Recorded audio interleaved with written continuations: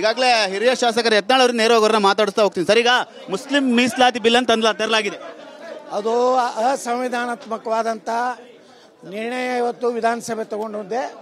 ಇದರ ವಿರುದ್ಧ ನಾವು ಹೈಕೋರ್ಟ್ನಲ್ಲಿ ಪ್ರಶ್ನೆ ಮಾಡ್ತೀವಿ.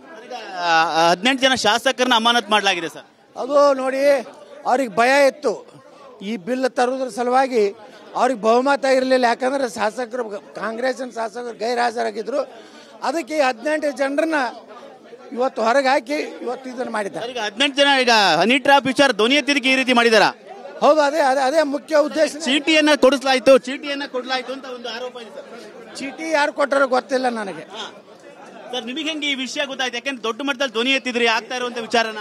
ಅಲ್ರಿ, ಮಾಧ್ಯಮಗಳಲ್ಲೇ ಬರ್ತಾ ಇತ್ತಲ್ಲ 2-3 ದಿವಸ, ಅದಕ್ಕೆ ನಾನು ಧ್ವನಿ ಎತ್ತಿದ್ದೇನೆ.